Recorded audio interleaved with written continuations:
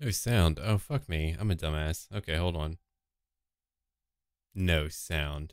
I know what's going on. Which as Like, well. these guys, when I was designing these guys are really There we what you go. call a tar pit unit. These are the ones that you kind of want Sorry, to throw guys. at your, say, or even a Regiment of Renown, on course, being would have. So their sort of thing is, yeah, they've got tons of melee defense, and they'll just sort of absorb attacks from these very elite units, and then, yeah, inflict poison on them, so they're doing less damage as well. So, Yeah, so they're going to be dropping those stats of those really high level guys, and they can do a bit of damage as well with those anti-large bonuses and make sure that they who would have thought power with an udder belt. Yeah.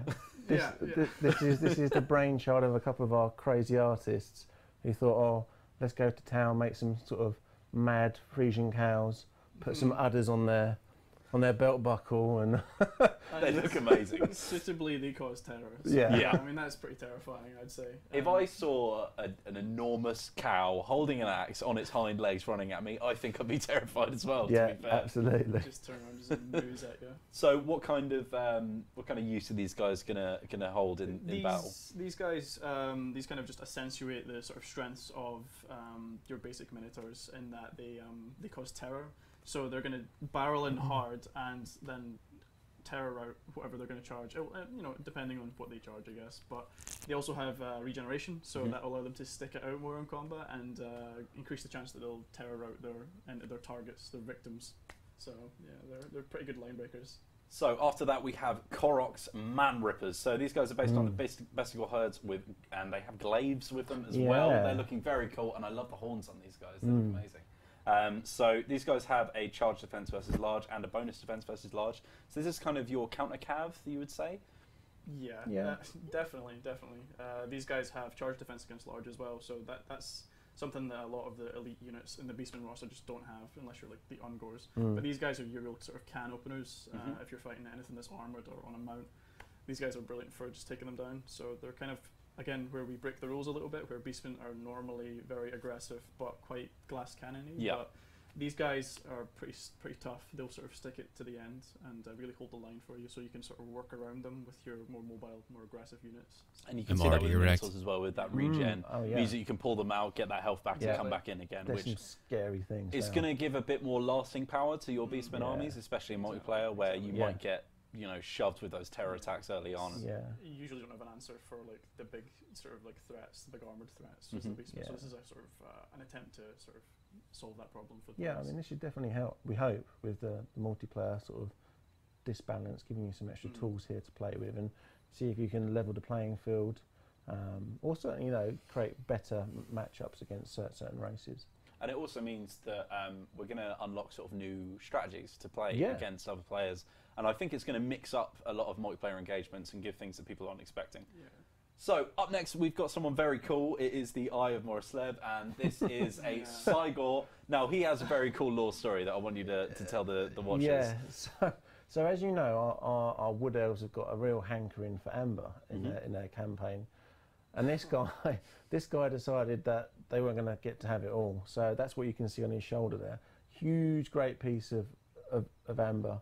And he gets to use that, throwing it back into the faces of those, pompous elves, and destroying them with his gnarly gaze as well, which I think Gary will give us some info on. He's got this ability which is called Warp Gaze, which is essentially he'll pick a unit that comes within range and he'll stare it down and it pins the unit in place for, I think, about 16 seconds, if I'm right? Not wrong, but so that really allows you to sort of command the engagement. So if you've got a unit of cavalry that are coming around to stop you throwing amber at the elves, then you can just be like, no, I'll deal with you in a minute. Throw amber at you as well. One thing that's incredibly useful for is pinning those units down and just pelting them with artillery shots. If you see like a general kicking about and you're like, hey, I don't want you to run away again, pin, and then you can sort of bring your Bestigor in or something like that. So try and foe seeker out. It's a real utility unit. Exactly. So the final one that we've got for the Beastmen is the Sons of Gorith. So this is a Centaur herd, and they're rocking their great weapons as well. So these guys have magic melee attacks, and this is something that has been a big change for the Beastmen. Yep. It was a slight oversight on our part where we didn't include many magical abilities like to deal damage to, say, ethereal units or units that have got physical resistance. So this is, again, another attempt to sort of give Beastmen the tools to win, essentially. And they also come equipped with another new ability called Guardian, which is essentially if you have a hero that is within 30 meters of this guy, he'll give that hero or lord physical resistance. So if you keep him with your lord, he's going to be much more durable against physical attacks anyway. Maybe not against magical attacks, but so you're going to want to strip these guys away from the lord to do that, to sort of like to bring the lord down. Yeah. They also are more armoured, as you might notice as well, so they've got a bit more sticking power in melee, which is always good. Yeah. There's a lot of nice armour actually on their model as well. Which means that once again we're gonna peel open some of the strategies that people would normally take against the Beastmen. You know, a lot of Vampire Count players will come up against you with a lot of Wraiths trying to get that ethereal attack on you. And that just gives you another tool that you can work with. Absolutely. Exactly. Yeah. So there's a few races to go through, so let's move on to the next DLC that came out from Warhammer 1. That is the Wood Elves. So the first unit that we have, the most basic one that we have, is the Winterheart Guards. So these guys are based on the Eternal Guard Shield unit, and look at that amazing shield. I love that infinity pattern and that lovely blue texture that they come with as well. So these guys are unbreakable, and they have a charge defense versus all units, which is going to be a long staying power for you on the they're your flank. sort of quarterbacks. Yeah, they're the ones that are there to sort of stick it. And a bit of lore behind these guys, like in Athelloren, when winter comes, basically, but the forest becomes weaker, so they sort of have to rely more on their elves to sort of guard their borders, and these are the guys that sort of like guard whilst the sort of forest sleeps during winter, so that's why they are unbreakable, because they need to be, otherwise sat on that big frozen wall, making sure making sure no the one beasties don't come in. Exactly. Rocking their frosty colours. Yeah. So we're talking about frost at the moment. We need to go on the other end of the spectrum for the next unit, because we have the Firebark Elders coming in next. If you haven't seen these guys in our Spotlight video, these guys are incredible. Rocking the robot dance at the moment there, just spinning the arm on the side.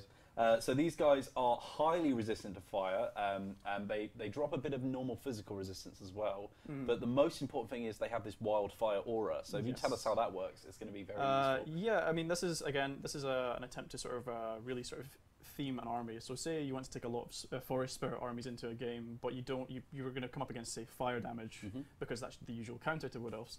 Well, with these guys, if you're nearby these guys, they'll basically negate your fire weakness. So it won't give you any fire resistance as like a normal, dryads or that, but it'll remove the weakness. So you'll be a lot less susceptible to, say, fire mages or Bretonnian fire arrows or stuff like that. So these guys, along with their veteran sort of Regiment of Renown stats, are real good line holders for the Wood Elves, and can really allow you to take advantage of your forest spirits without fearing as much for their sort of well-being. And of course, they have flaming attacks themselves, which means they can come up against those regenerating units and smash them to pieces as well. And it was one of those things again where we wanted to break rules a little bit. Who would have thought we could set a tree on fire and it actually be a positive thing for the Wood Elves?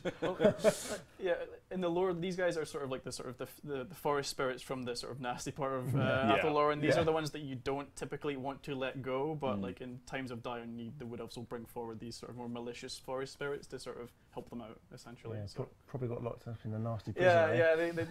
The naughty corner, essentially. So they're getting out for a little while to set fire to things. They've come from the dank suburbs of Athelloren, hiding in the alleyway, setting people on fire. So up next we have some Way Watchers by the name of the Hawk Eyes of Drakira. You'll have to apologise if I'm mispronouncing any of these.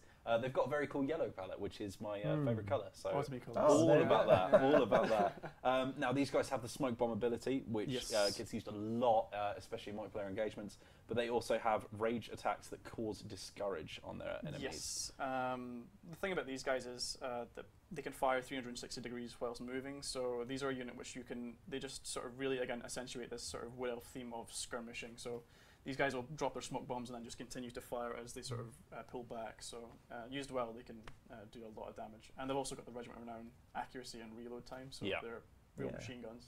And because of that, you can also use them to flank round and just drop debuffs all across their front line whilst you're doing that prolonged engagement. So they kind of work like this, almost like a caster, just coming around the back and dropping those discourage effects. Specific engagements, Exactly, making sure that you're getting involved in the battles that you don't want to lose, and then dropping the correct spells almost. So up after that we have Loix Tricksters. So these guys are based on the War Dancers with Azrai Spears. They have a Loix Shroud ability. Do you want to tell us about that? This is essentially an augment for the War Dancers themselves, where they can get stalk temporarily, and they can get a massive boost to their speed. So say you're approaching the enemy army, you can pop this ability, and then just sort of shoot across to the other side of the line and then reappear there. And it sort of gives you time to sort of re-engage or disengage and things like that. So they're very mobile, and they also have the Storm of Blades ability. So that's a new war dance, which allows them to sacrifice their defense in favor of being more aggressive, more melee attack, essentially. So yeah, they're quite an all-round unit, I'd say, for the Wood Elves. I think one really cool use of this unit is the fact that because they have that anti-large bonus from their spears, it means that if someone's just pushing their cavalry out just to sort of test the waters, you can suddenly disappear and appear right in front of them. And they have no idea what's going on. Exactly. Suddenly they're taking that massive spear damage, and they can also drop that new ability as well to do even more damage to the cavalry that they're coming up against. And especially those monstrous units that try and get an early charge in as well. It's a nice way of us getting, some more of the kind of flavour of the dances as well into the Wood Elf. They're all new dances roster. Essentially, so they just sort of dance their way towards you. And not in a very nice way, though. Unnerving. It's a horrible waltz. So up next we have not a DLC that has been around for a while because it's not actually out yet. It's Norsca. Oh, yeah. So Norsca, we're going to be playing some of the campaign later, so we might as well look at some of the Regiments of Renown that we get to play with as well. So up first we have the Icehorn Marauders. So these are based on your basic Marauders. But they are immune to vigor and to psychology, and because they are that sort of low rank unit, they are going to struggle from leadership penalties, and that's going to counteract that as well. Exactly. They've also got their veteran rank 9 sort of stats as well, so they are very good brawlers in melee, and will continue to be throughout an engagement. So, and they're basically just Norscans from the nastiest, most horrible place within Norsca, so they just don't care. Which, I mean, toughened up chaps, Norsca's pretty bad already, so if it's the worst place in Norsca, it's going to be pretty horrible. And they've got a very cool model as well. I love the armour that they're rocking in this as well. They've got their big fur cape behind them as well. So that's what keeps them warm. It's one thing that I love about the Norscan models is all these amazing furs that they have draped across them. I think it looks amazing. So up after that we have Brutes of the Hound. So these guys are Unbreakable, and these are your berserker style marauders. And once again you have that angry pose that they see, which I love. Just so ready to charge at you and smack an axe in your face. So these guys are unbreakable. That feeds in. It's very intentional to feed directly into the sort of berserk ability because, as we've discussed in a previous stream, it ramps up over time. So the longer you're in combat, the more bonuses you gain. So with these guys, they're unbreakable. So you don't really need to worry as much about maintaining their morale in combat. So yeah, they will get to that sort of stage 3 berserk buff. So it's you want to deal with them from a range, because if they get in combat, they're going to stay there until they all die. It's kind of like shoving a unit of flatulence in that get worse and worse with every sort of 20 odd seconds. That it's kind of quite befitting of their god that they follow as well, the Hound. Very much represents war and fighting, and these guys are just fueled by it. Yeah, definitely. And it wouldn't be a Norscan roster without some beasties. So up next we have the Beasts of Tashnar. So these are based on our Norscan warhounds. These guys have greatly improved missile resistance, which means that they aren't going to get shot to pieces if you send them off into the wrong engagements. But also they have that vanguard deployment, frenzy, and a small bonus versus large units. And they're a bit bigger as well. Yeah, they look pretty beastly as well. Look at that gaping maw of a mouth. Which means that they're going to be good to send off that weak cavalry, maybe those units that are going to try and pepper you with those ranged cavalry units, which means you can take them down. Coming up against wood elves and stuff like that is going to be really useful. Oh, they're going to chew them up. Chew them to pieces. And so need smoke bombs for. Exactly. If we're going to be talking about warhounds, we might as well talk about their big scary older brothers, which are of course the skin wolves. These are the maws of savagery. So these are based on the armoured variant, I think, of the skin wolves. Yes. But they also have armour-piercing melee attacks themselves and vanguard deployment. Yeah. Which means that, as we saw in the first stream that we did, for the Norsca gameplay, we would send them up against some cavalry units, and if they were a bit too armoured, obviously your standard skin wolves aren't going to do too well against them, but these guys are going to break that open. They are, they're savage, they're decked out, they love the little skull cap that they're donning there as well, and depending on how the camera hits, you can get quite a Terminator red eye going on there. Exactly.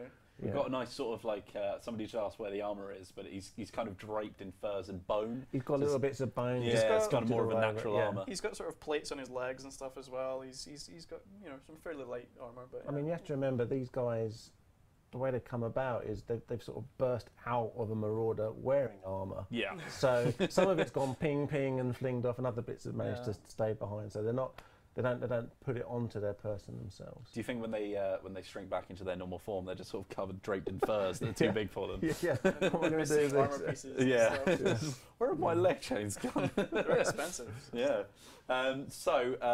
We also have some more beasties to come up. We have the Fimir warriors. These guys have been very popular with the community because it's something that they didn't expect to come with the Norscan pack. And these guys are the mist stalkers, and there you can see them draped in that misty fog that surrounds them. They also cause terror. They have vanguard deployment and stalk, which for something that big, it's pretty sneaky. That's it. I mean, they're sort of draped in that sort of mist, so they can get a bit closer than most units anyway to the enemy, and then all of a sudden you've got this terror-causing monster on your flank. So it's something you need to be aware of if you're playing against Norsca. They could have one of these monsters just sort of sharking up towards you. Exactly, and you're not going to see it coming, so you're not. Well, no, that mist there obviously hides them. Yes, I mean, look, you can't see it barely on the screen. Yeah.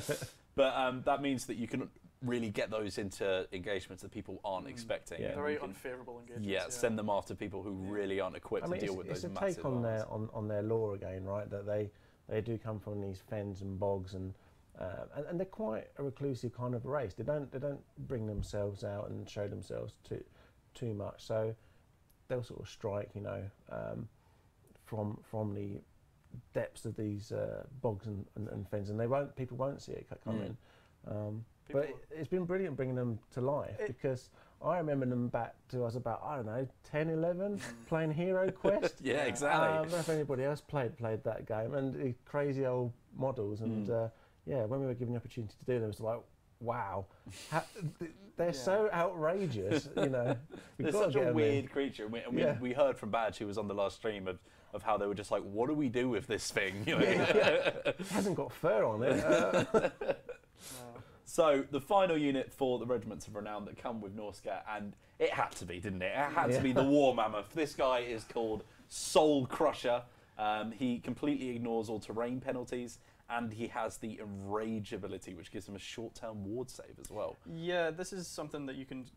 it's more of a situational buff, where you don't have it as a flat resistance. This is something that, say, you're under fire from crossbowmen or cannons or whatever, you can just pop this Enrage buff, and you get an immediate ward save for a short duration, essentially. So this allows you to sort of soak damage, and this is what mammoths are sort of designed for, is to soak that damage up this from big meat shield which can deliver a massive punch. And especially when people are going to be coming up against Norsca, knowing that they're going to have these mammoths, and they're going to waste all their money on all this artillery for naught because you've brought Soul Crusher with you, which is going to be fantastic. I should point out, I think these stats are on Ultra, by the way, so if you're looking at the health and thinking that's outrageous, that might be why. So after that, our first ever massive free piece of content, which was Bretonnian, the biggest free piece of content I think we've had for Warhammer. And these guys are going to start off with the Beast Slayers of Baston. So these are based off our Foot Squires, which are going to be your armor-piercing units, but these guys are more for dealing with those big monstrous units. Absolutely. And I love the look of these guys. I love those classic pointy helmets. And the colour scheme's really nice as well. Yeah.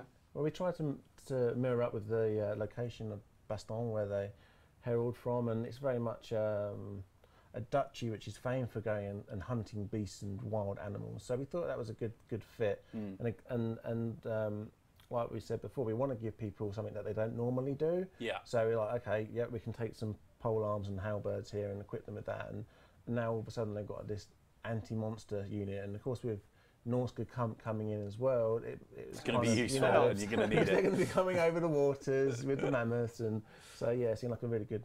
And it means that you don't have to spend all your money on those Royal Pegasus Knights as well to try and get in those. And it means if you're coming up against an army maybe that have quite a lot of flying units, it means that you can keep your anti-large on the ground, keep them safe as well. These guys are equipped with halberds, as you can see. They also have that charge defense versus large and a bonus versus large in their combat. After that is the Holy Wardens of La Maison Toll, and I'm going to have to do some pronunciation on here. So these guys are based on our battle pilgrims, and look at these dual-wielding heroes. I love the long flowing golden locks on the right. It's pretty impressive, yeah. By the lady. So these guys are equipped with a sword and a hammer rather than a sword and shield. They deal fire and magic damage at the same time, and they deal increased damage at the cost of their missile deflect chance. Yeah, these are your taken away from their more defensive side with their shield. They do a lot more damage in comparison to those guys. So they're also more of a utility unit. So if you want that fire damage, if you want that magic damage, you can take it in one package. So you don't need to sort of split it and like sort of sacrifice 2 slots for 2 different types of damage. So if covers 2 bases. Coming up against a Wood Elf army and they've forgotten to take their flaming trees, then you can make them suffer for it. Yeah. These guys have just been following knights about just stealing their magical stuff as they die. So yeah, they're a bit kleptomaniac. Finally, a Brit can go into Atheldarin and exactly. maybe come out. Yeah, maybe. Who knows? So after that, we have the Defenders of the Fleur-de-Lis, which are based on our Knights Errant. They have the Frenzy ability. They also have increased missile deflect chance, and they deal increased damage, but at the cost of their missile deflect chance. Yeah. So one of the things that we had to do for Bretonnia, which might seem a little strange, but bear with us, because obviously we have a lot of heraldry with the Bretonnians, a lot of different colours and liveries. We thought, well, how are we going to do knights, the Regiments of Renown, and make them stand out? Yeah. So we kind of totally flipped it and went the opposite way. So you'll see these guys all decked out in their blue and white and their matching fleur-de-lis shield patterns as well. So hopefully they'll really stand out to you on the battlefield. And you'll also see that in a few other units. We've got some lovely textures that we haven't seen before, especially the guys coming up next, who are the Companions of Quenelle. So these guys are based on our questing knights. They have the blessing of the lady buff to them. They have a small fire resistance and an increase to armor as well. Yes. And look at that pattern. I love that. Love those diamonds on the side. They look incredible, and I love the helmets as well. So these guys, what's the law behind them? Are they just pushing themselves into knighthood? They're like they're on the cusp of being a Grail Knight essentially. So they've got the blessing at the moment, and they have this fire resistance because they're being protected by the lady. So yeah, and they've got all the sort of better gear, so they're just about there, but not quite. So, but they're still what they do, swinging a giant 2-handed sword from a horse, is there's no one that's better. Pretty good. It's definitely dipping into that whole idea of the Bretonnians, little bands of group. I mean, if you go all the way back to like Gilles de Breton and how he had his companion of followers, it's that kind of thing again that we're trying to express with these guys. These are like some of the top tier warriors on their holy passage. And just look at him. I mean, he looks incredible. The horse is looking at the camera. he's looking very judgingly at us as well, actually. He's like, look at my diamonds.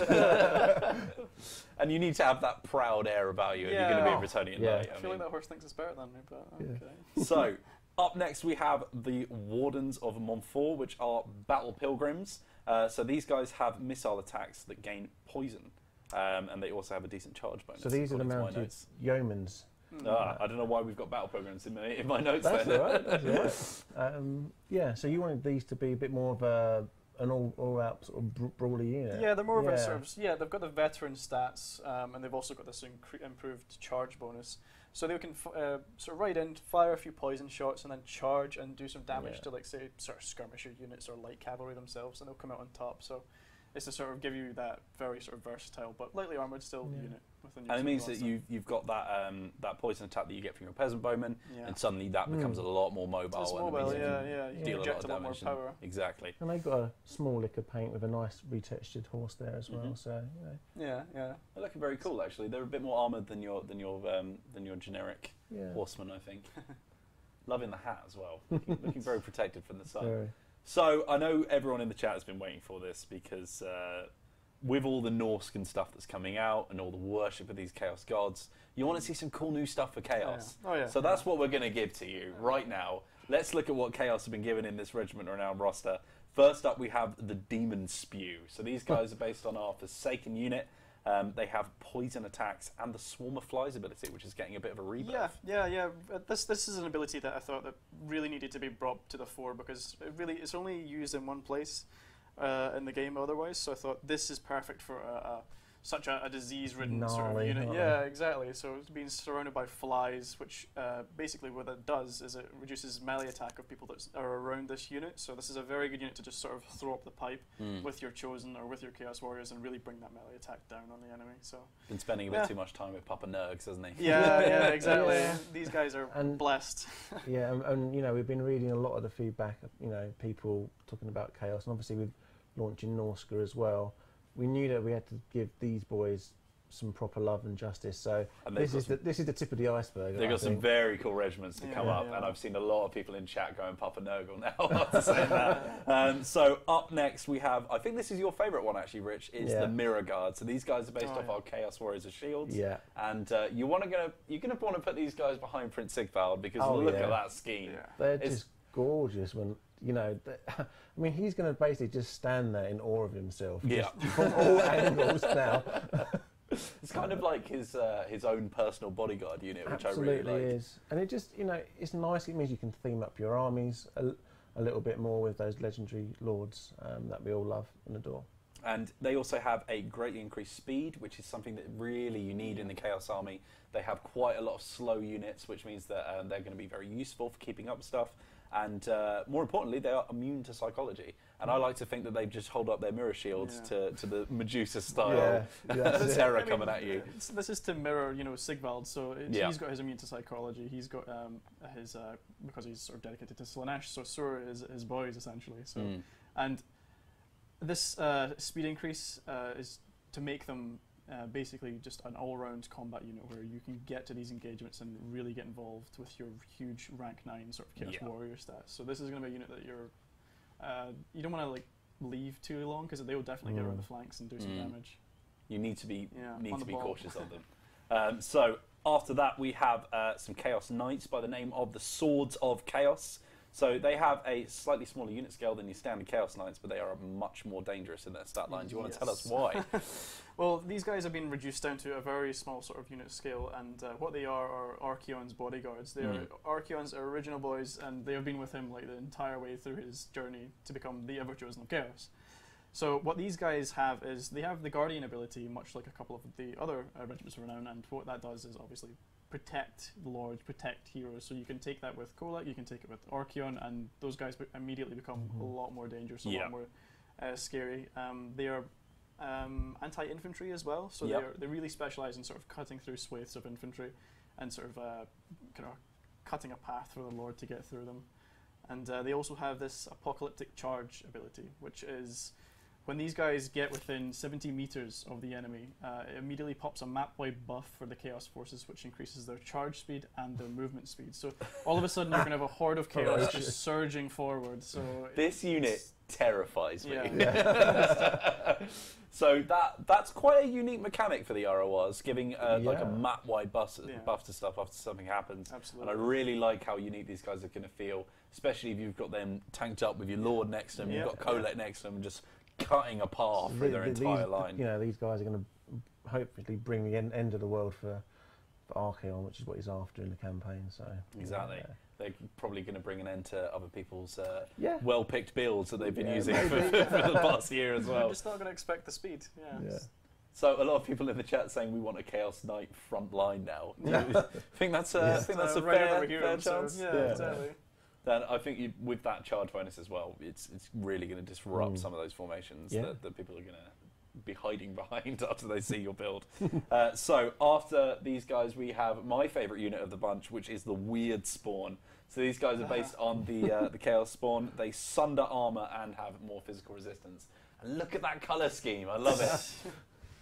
Absolutely. That guy, his sort of like blessings from the Dark Gods allow him to sort of just sunder through enemy armor and just absorb damage. So what he'll do is he'll reduce the enemy's armor and just take damage, which is a big improvement on the sort of normal Chaos Spawns, which are unbreakable, but they will just evaporate if you. Yeah, they will take a lot of damage if you don't look after them. If you're not careful, These guys are a bit more tanky. They can look after themselves a bit more, and as well, if you're sending them up against, say you're coming up an army of dwarves or something, they're going to tear their armor to pieces, and it's just going to let your other units do their work. Looking tongue there. Exactly. It looks like it's just an acidic attack. It's going to like melt your armor to pieces, isn't it? Love it. Love the blue like pulsing pustules that are coming out of his arm as well. Proper highlight. Love them. Hence why they're weird. Yes, very, very weird. So after this guy, we have the Soul of Damnation. So this is our Hell Cannon unit. And you've got to have an ROR Hell Cannon unit. And we'll get onto those later as well, because we've got a little thing to show off as well. But this is a pretty scary unit because it has the Soul Devourer ability. And do you want to tell us how this works? This works whereby if you come within a certain range of these guys, they're going to get angry. They're going to see the enemy and they're going to start firing at basically double the rate that what they would normally fire at. So this is essentially to dissuade people from coming in and sort of trying to cycle through them and sort of harass the Chaos army before it gets into melee where it thrives. So if they get close, you'll trigger this, and then you'll just be under a sort of rain of fire from this thing for a good amount of time. So it's going to look like an unholy exactly. sunmaker coming at you. It's just vicious. You know, it's that kind of that idea that the hell cannon is machine and it is demon and it's just enraged and it just wants to get out, and you come a bit too close and then it's just going to open fire. I love the idea that this is the first piece of but maybe apart from the Cygor where you don't want to go straight after it because it's going to really damage your front lines if you do. Exactly. So it kind of gives you a decision. And am I going to let it shoot me at a normal pace and just have to take that until I engage, or am I going to go after it and take even more shots until it's dead? It's a gamble. It's a gamble. It is a gamble. Yeah. And it's that perfect. It's perfect for chaos. Yeah. Perfect for chaos. The amount of like enrage and horrible bloodshed that it's going to cause is just fantastic. So I think that is all the units that we have for you. That is the 30 Regiments of Renown that you're going to get. We've actually got 3 more. Oh, we've actually got 3 more, which are not in my notes. So do you want to shove them in for me, Guy? Who have we got up next? Want to do Summoners of Rage? So these guys are the Summoners of Rage, which is the Dragon Ogres. So, you know, Sigval got his party piece, Archon got his party piece, so Kolek had to as well, really. Exactly. I think you've sabotaged my notes here, Gary. I've sabotaged I don't have them on here. So do you want to talk us through these amazing little dragon ogres that we've got for us? Yeah. I say little. Yeah, they're massive. Well, these guys here are your mobile magic attack platform. So Chaos, this is another thing that Chaos struggle with, is having magic attacks which they can use on the move. So like because they've got the champions and stuff like that, aspiring champions, but they're quite slow. These guys are fast and can catch those things that are resistant to physical damage. And they also have a unique one-use chain lighting ability. Yeah. So the longer they're in combat, the more likely they are to unlock this ability, which essentially gives them a one-use chain lightning that they can just sort of let rip in combat. And I love the fact that you can see the lightning in the model as well. It's almost like it's it's building up and then it's building up its charge, out essentially. Yeah. So after these guys, and I'm almost sad to take them off the screen because I'm really enjoying their model. So we skipped a few by accident. So these guys are the Knights of the Lionheart. And how are these going to sit in your army for Bretonnia? This is these are your most sort of valorous Knights of the Realm. They, and that both terrifies your enemy and encourages your friends. So they will naturally have encourage and fear, which allows them to hit hard and route on the charge for a lot of the lower tier units, but also keep your peasants fighting because they see this like glorious knight on his steed and they're like, okay, how can you not be inspired by that? Look at that shield. It's so decadent. Love the lion on the shield. And more importantly, I've heard from Darren himself, from Darren, our content team member, that this is the strongest cavalry unit in the game now. Okay, That's what he reckons. That's what he reckons. And if that's the case, then this is going to be really terrifying to go up against. So we just have one more, which is the Wild Riders. So these guys are called the Wild Hunters of Kurnos. The Wild Hunters of Kurnos. And how are they going to come into your Wood Elf army? They're very lore related as well. So they're the Wild Riders who essentially, with each passing of Orion each year, are there to bring about the new version of him. So they're kind of his champions, his guardians, and they've also got the guardian. Naturally, they've got a sort of guardian ability, so they can be kept near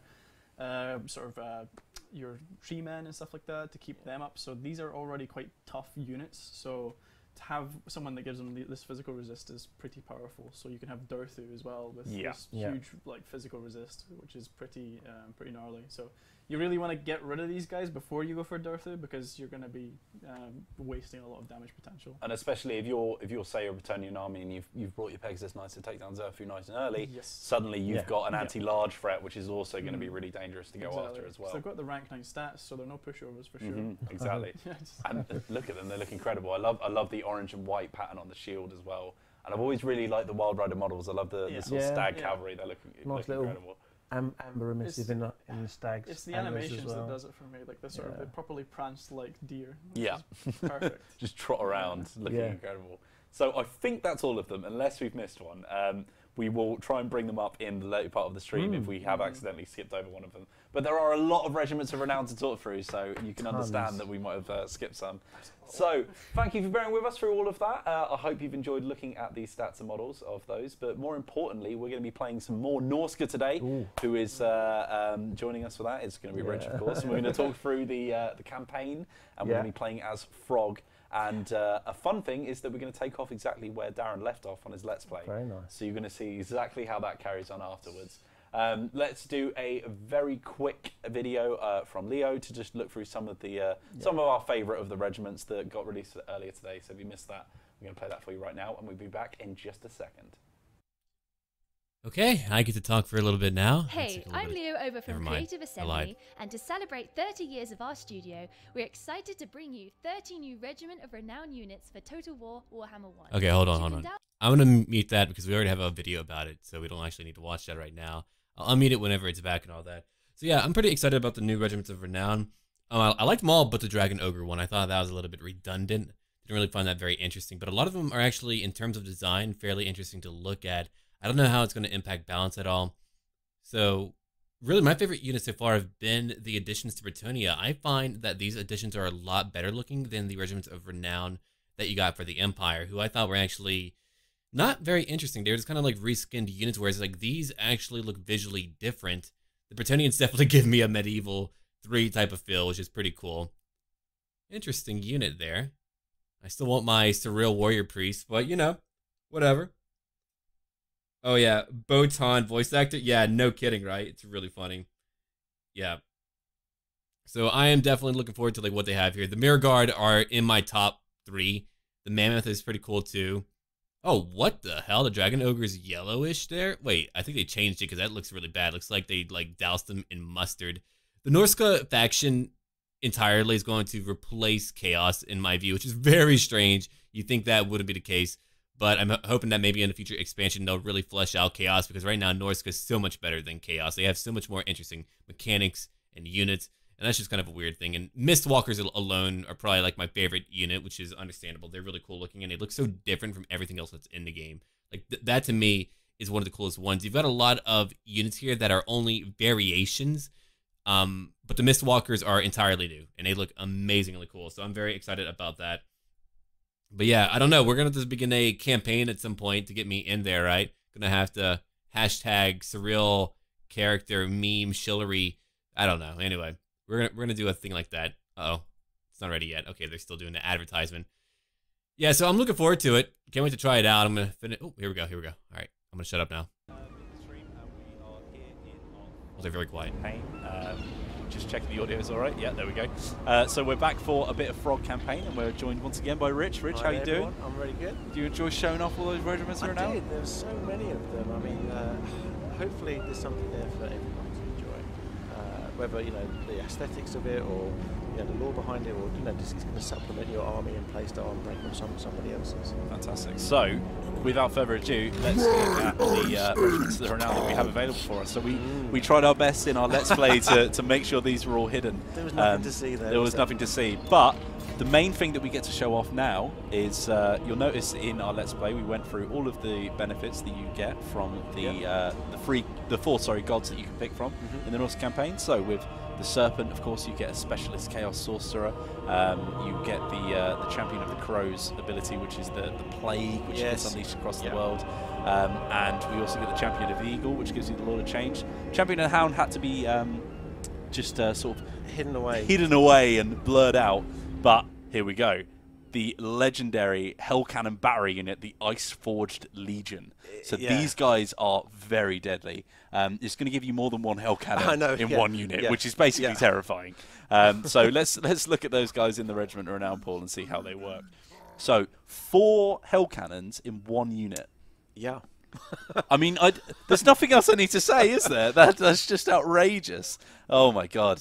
So there you go. That is the Regiment of Renown. That's the reason we had to blur it out of the Let's Play. But I think that's a pretty cool reward. So let's look at where we were left off when Darren finished his Let's Play. So here we are in Norsca. We are by the Longship Graveyard, and I think we've just confederated Wulfric into our army. That's right, yes. But of course, Throg, the King of Trolls and the King of Winter, is going to sit on top of his icy crown. Let's look at the skill tree that this guy comes with. So we had a quick skill array look in one of our hits recently. But one interesting thing that this guy has is so many abilities that push your ability to bring a whole monstrous army. Yeah, well, he's known for having the monstrous horde in the lore. So straight away, that was something that we wanted to exaggerate and allow you to bring a proper monster army. Because to be honest, there's not really anybody else currently in the game who can really do that. They tend to use their kind of rank and file, stock guys, and that's very much true of Wulfric. Wulfric should be the guy with the legions of seafaring marauders crossing the sea, but Throg, he bands together all sorts of weird and wacky things, but obviously trolls are very close to his heart. So one good example of that is the frostbitten skill that we quickly talked about in our skills array. So this is going to up your Norscan trolls melee defense, and you can see that it gives you all the way up to a 20% missile resist for your ice trolls and your normal trolls, and you're also going to get plus 15 to your melee defense. But more importantly, plus 20 leadership on the icy wrath, and of course we're also going to get plus 15 melee attack. Well, they kind of needed that, right? The trolls are such dumb guys, bad leadership. They're easy to rout from battle, and we'd seen that before with Chaos and also the Greenskins, and we thought for Throg, no, he's such a dominant force. He should be really cracking the whip, so to speak, and holding those guys in battle for much longer and doing a better job of it. So hence that's why he's got that. And it means that trolls have this new life under him as well, because they're not just this hard-hitting glass cannon who's going to run away in a couple of minutes. Suddenly they're really going to stick around and deal that armor-piercing damage. So we're here. We've got 1 bar each on the crow and the serpent. So the first thing we need to ask our chat is, which of these gods do you think that we should specialize in? So let's remind them of how it works. If we go for the serpent, which of course is Slanesh, the horrible, very body-focused, seductive chaos god, then that means you're going to get yourself a specialist chaos sorcerer who is Kahar the Tormentor. Do you want to talk me through him? So he's pretty cool. He comes equipped from the get-go with a Chaos Dragon. So no Chaos Sorcerers up until now have had that at their disposal, which makes him pretty nasty. He's also got a dual magic lore as well. So he uses, I believe it's Shadow and Death, a mixture of the two. So there's some pretty nasty things there going on, a nice blend. And he's decked out, so he's a level 30 caster. So he's got all the toys and skills that you would ever need for one of those. So he's well worth having if you want to go down a kind of route of a dark and destructive agent. So I'm seeing a lot of chat going for both serpent and crow, which is going to make it difficult. But let's look at the crow, because we did talk about what the serpent is going to bring to us. So the crow is going to unleash a devastating plague across the world, which you will be completely immune to. So how does that plague work? The plague of Mitch. The plague of Mitch. Mitch thought, do you know what, I'm just going to have this nasty plague manifest itself across the world, going from city to city, whilst obviously your guys remain immune to it. So it's pretty powerful. You don't obviously get to use it in the same manner that you do with like a unit, but it's there to supplement what's going on. You can move your forces quite kind of unperturbed, really. Everybody else has to sort of get the hell out of dodge, move away, or they're going to succumb to pop and nurgle. So how does that manifest itself in the campaign map? Is there just going to be hordes of attrition that people are going to suffer? It won't be everywhere. It'll gradually move. It'll move with you across the world. So that's the idea, that you've aligned yourself and you're going to bring that with you. It's not like the entire world is blanketed in it. That would just be a little too much. But on top of that, it's also going to make us have this horrible mutant regeneration. So we're going to have -4 to our wound recovery time, and also plus 20% to all of our casualty replenishment rate. And one thing that's really useful for, obviously, when we're playing as Norsca, we're going to be walking through the whole of the old world, just sacking and looting and razing things to the ground. So you need to make sure that your boys are getting back up and healed, because you're not going to be going home too very often. No. I mean, that's kind of one of the big things that we decided to do for Norsca, because they've got that seafaring Viking, tiny touch of Viking. They are chaos. Touch to them that they would bring their men over from the northern wastes, and then sort of construct their outposts. And we wanted to make sure that it wasn't just going to be an easy thing of, oh, we're just going to keep banding guys from the local province. You need to sort of stick it out with them, harden them, and then maybe send back home for some extra support from time to time.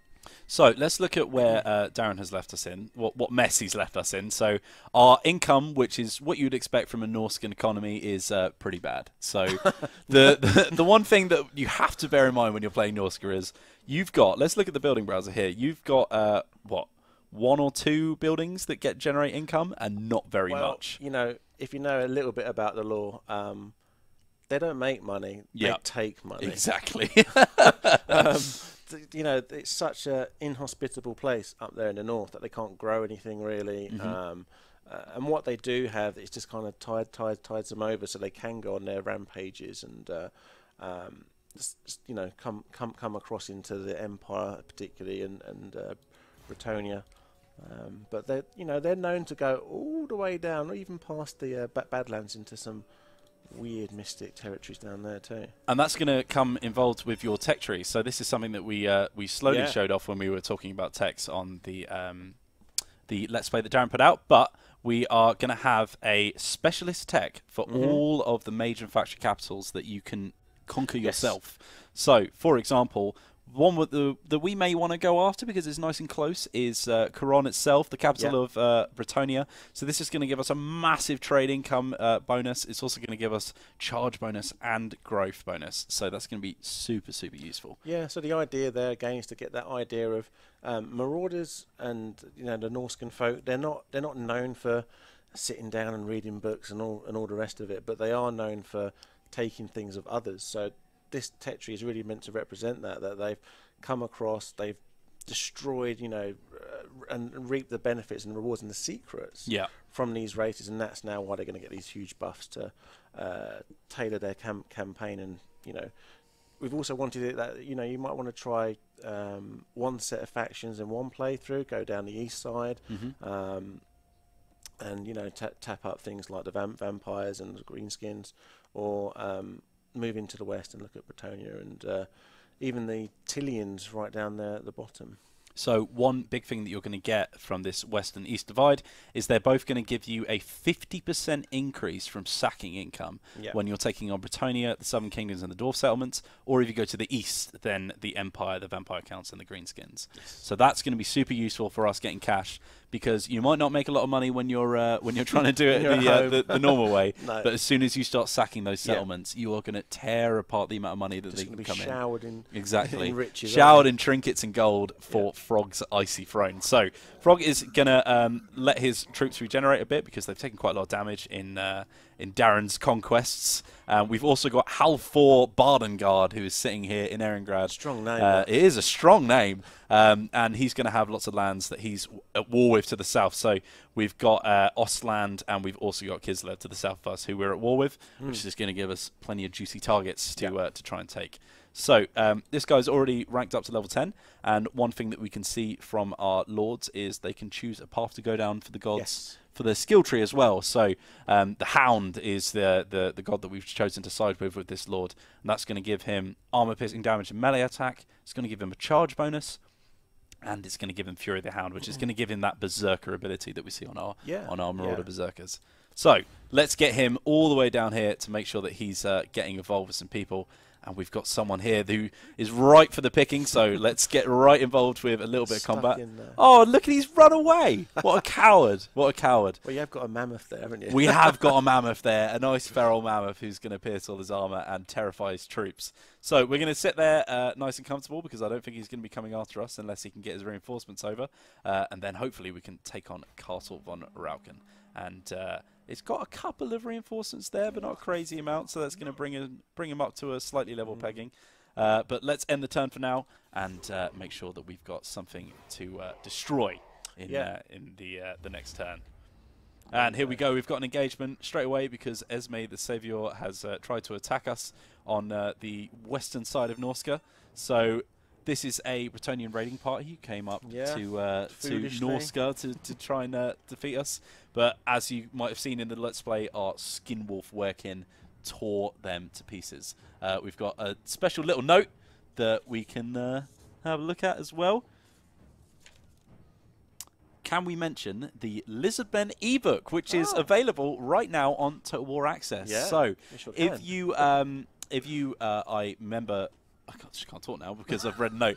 If you are a member of the Total War Access, yes. which is our forum accounts and also our dashboard, which is on our Total War website, means that you can get loads of exclusive goodies. It's where our ritual page has been sitting as well, which is teasing some mysterious event that may happen for Warhammer 2. But you're going to get lots of cool and exciting content behind the scenes. Definitely. One of which is a lovely ebook that Andy Hall has written for us, which is all about a skink called You Canna Do That, which is a beautiful name. It's a great name. We've seen a lot of people pick up on that.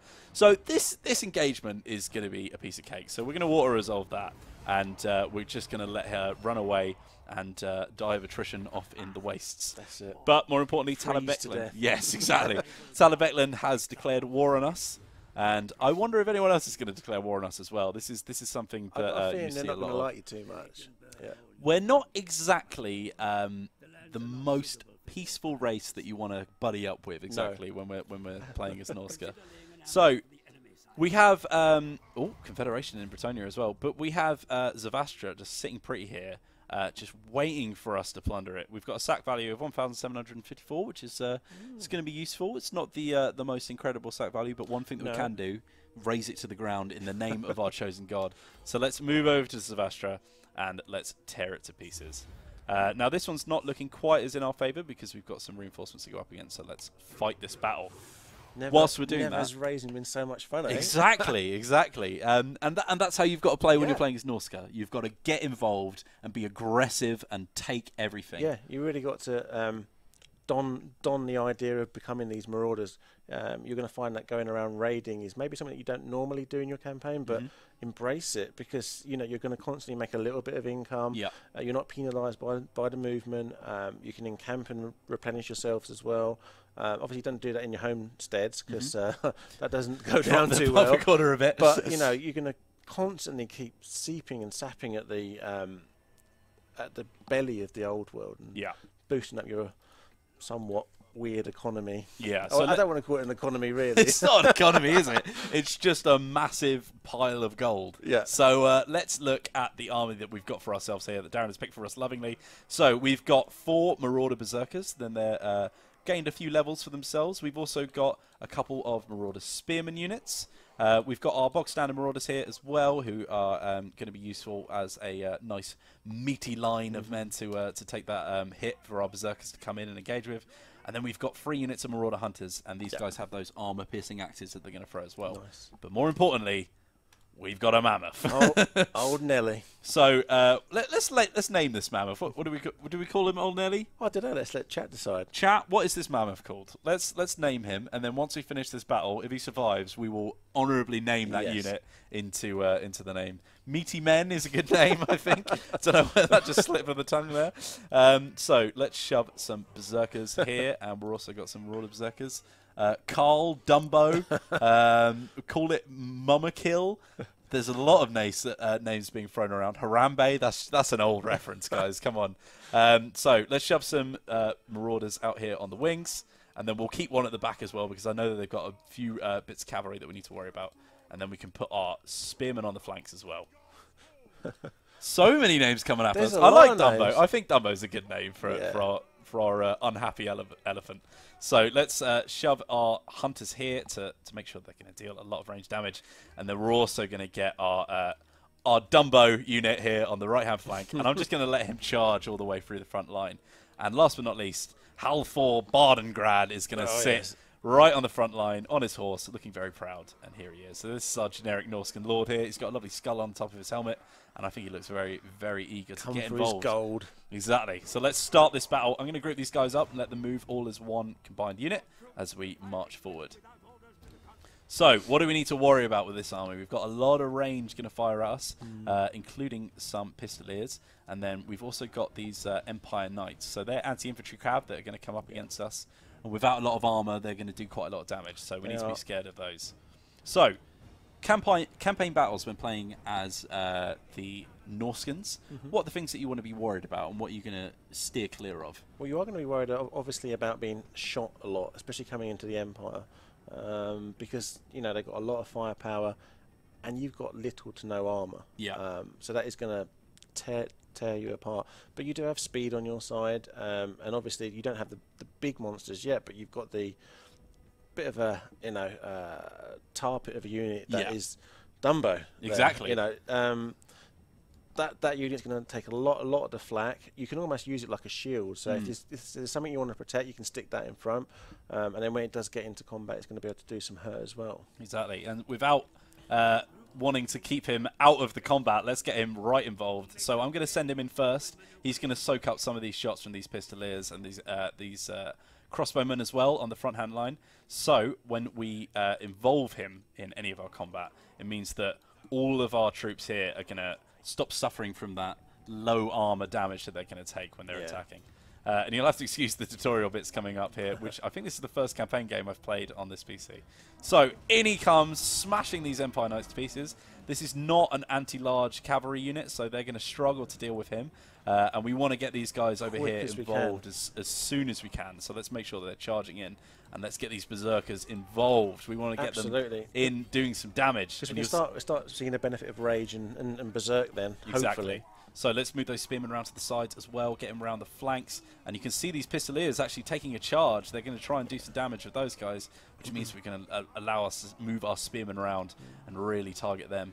So in come our ranged units, and I'm actually going to target these crossbowmen at the back. And then we're going to move these guys around to the right flank and help Dumbo out, because he doesn't look like he needs some help. But it will be good to get our spears up against those Empire Knights who are running away from us. They'll come back. And they are terrified because, obviously, this mammoth is not a fun guy to come up against. No. So let's charge around the back here. We've got 2 units coming up against their lord here, whose name is Joseph Rezimov, I believe. So let's charge this mammoth into the back of him and hopefully see him go flying. It's good getting the mammoth back in with the mix as well, because the feral ones especially have got quite low leadership. Yeah. So you are going to see those guys rout from time to time as well. So if you get them isolated, you can certainly pick them apart. So it's worth bringing them back in there. And just in case anybody doesn't know, I mentioned Rage and Berserk. Yeah. They're 2 new army-wide abilities on a lot of the Norscan units, and that's going to basically benefit you. The more time you're in combat, the stronger your units are going to become. They're going to get all sorts of additional buffs. From them sticking it out, and Berserk is the better version of the 2. Yeah, and that's if anyone wants to see the quick stats on that, we can just hover those over now. So after 22 seconds of combat, they're going to get a leadership buff. Another 22 seconds gives them physical resistance, and then the 3rd stage gives them that melee attack bonus as well, which is really going to deal some damage if they stick in. It just lets them go toe to toe with some of the more elites. So cost-wise, that can be very effective if you can get them into combat and then keep them in combat. So we've destroyed this small little unit of soldiers that they've tried to stop us raiding their cities with, but they just couldn't do it. They just couldn't do it because Dumbo has gotten himself 31 kills. And look at those berserkers now. They've done a lot of damage to that front line. We can also look at the stats here. Those Empire Knights have really struggled. They could not do anything against Dumbo. So that is a decisive victory for us. Means that we're going to get a lovely bit of loot gained, and you'll notice that you get quite a lot of loot after battle. We've got a lot of skills for our legendary lords and for our generic lords, which means that they get more cash for winning those engagements, and that's where you're going to get all your cash from. So here we have our after settlement captured options. So this is an inland settlement, which means that we can't settle there ourselves. Norscans can only settle on the capitals of major races, and then the coastal settlements as well. Yeah, there's 1 or 2 other capitals as well where you can do it. So places like Kislev itself, and again it's that whole seafaring idea. And there's a nice little icon next to the settlement name, which will denote which ones you can do that on. So you don't have to kind of guess. So I'm seeing a lot of people say crow, and we heard a lot of people say crow right at the start when we asked. So we're going to raise this in the name of the crow and leave this this beautiful little totem here. And you can see here we've got some looter, which is that a new follower, or is that one from the original game? I think that's a new one. We have added a bunch of new followers and banners and all that stuff. Michelle's been beavering away doing doing a great job on that. Lots of new content there to and explore. as you can see, that's going to give you a nice little income boost when you're looting or sacking settlements, which is really useful. And here's that crow monument that we've left here as a reminder of the destruction that we brought. I just love the fact that you can see exactly what you've been up to. Yeah, and you can see that path that you've carved across the old world as well. Now, one thing you need to worry about when you're playing as Norsca is if you do too much raising of settlements, you're actually kind of hindering your own economy here. Yeah, a little bit, yeah. Because a lot of your income is going to come from these settlements that you harass. So when we first got our early builds of Norsca, I played through quite a lot, and I just destroyed the entire old world. I had no one left to raise. What does that say about yourself? What does that say about me? I don't know. Maybe I've got some internal issues I need to sort out. So we're going to give this guy Root Marcher, which is going to make him a little bit more mobile. Yeah. And as you said, that little emblem here is going to show up. So coastal settlements, major race capitals can be captured and turned into outposts by the Norscan factions. So this is a standard outpost here. So this has a slightly reduced building browser. You can get your standard military recruitment. That's right. So you can go after your trolls and your marauders. Basic marauders, basic horsemen. None of the fancy stuff like the skin wolves or the Fimirs. These are just meant to be sort of like little hubs, little bases of operation, just to sort of get yourself sorted out before you go out rampaging again. But Eringrad itself actually has the Rocky Throne for Throg as well. So a nice kind of nod to Throg's lore background that he resides within Troll Country with his icy Rocky Throne. And, of course, you're also going to get some economy, defense, and military support buildings. So these ones here are going to give you a bit more unit experience on your side. And they're also going to up your ability to create these new armies. And these outposts are really useful because it means that you've got someone to sit back, regain your troops, and go back on your swarving of carving bloody swabs. Without spoiling what happens towards the end of the campaign, they're absolutely critical for that. Yeah, because it can get pretty messy. It can get very messy. So you've also got some garrisons, which are basically like your walls for minor settlements, and it's going to increase your ability to defend them when you're not home. You've got your sacrificial pyre, which is going to give you some vital public order, because public order is going to be a bit dangerous because there's a lack of chaos corruption in the old world, and that's something that your public order is very much definitely hinging on. You've also got the Trove Templar Champions, which is going to increase that chaos corruption as well, and give you once again income from sacking settlements of all the adjacent regions you're next to, which means that you can make this little outpost in the old world, and then you've just got somewhere to siphon out from and sack all of the settlements next to you. So, I said it earlier, I think our end game goal here should be to take Caron for Throg, because Throg's had enough of these Ponty Bretonnians. He needs to take Caron for himself. Old Lewin on his high horse, literally on his high horse. So let's look how his replenishment is doing. I think after one more turn we're going to be ready. So let's end this turn here. We've also got a skill point to put on one of our other chieftains. So, what do people fancy, Well, this guy's gone down the serpent route, so let's have a look at how that works. This one's going to give him a few more hit points. It's also going to give you some leadership buff and the seduction of the serpent, so which this is going to give you immune to psychology, which is very, very useful. And it's going to imbue these discourage attacks, which is a passive ability as well, which is going to be very useful. So, going to make all of your... I didn't even level them up there, but that's fine. Next time. Next time. But it's going to make all your lords even more potent. Yet another person's declared war on me now. Now it's Nordland who wanted to have a peace. And is that something that you need to be worried about? Those northern regions are going to come after your settlements? Absolutely. I mean, some of them are going to be obviously more stronger than others. Some, if you get your kind of synergy going with your trolls, especially with Throg, you are going to be able to sort of, blast through them, but Kislev's going to always be a big pain, the size of it, and Throg has also got the where he starts up at the Winter Pyre. He's also got the dwarves knocking about just next door to him. So let's look at Throg's starting position. So he starts Winter Pyre over here. So you're in the northeast of the map. If we just look at the strategic overlay, this is where you are. So you've got a northern dwarf contingent here to the south that you need to worry about, which is Krakadrak, I believe. That's right. So much lore in this head, Rich, I tell you what. Andy Hall, get out. Oh, no. You're also going to be coming up against these Kislevites, which is going to be very, very difficult to deal with. So you're going to try and move down south as we did in our Let's Play. Yeah, you've got kind of a number of different ways that you can play this out. You are at war, I think, with... There's a tribe just to the west of you at the start of the game, but over here by the crack, isn't it? Just up there. they're kind of, you know, right for the picking. Yeah. But once you've got past those and you start getting an idea of what the Norscans can do, you really have got a nice suite of options for where you want to go. Do you want to go and confederate the rest of Norsca? Do you want to dip your toe and go into the mighty Kislev and destroy the bears? Or like you were showing there, you can actually go and confederate all the way down on the other edge of Norsca and then come in around the back where the Chaos Warriors would normally come from.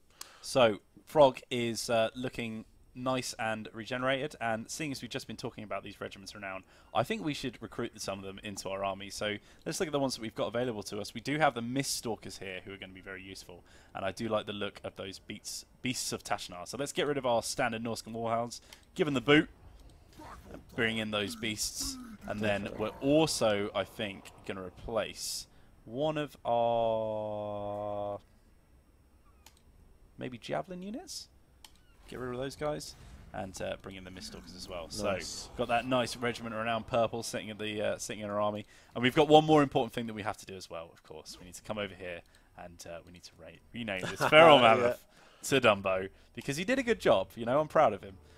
So one thing that you can do, one little tactic that you can sort of play is you can go sack a settlement, get all its cash, wait for the next turn, and then raise it in the name of your god. And you can get like a nice efficient sort of train of allegiance and cash as well for yourself.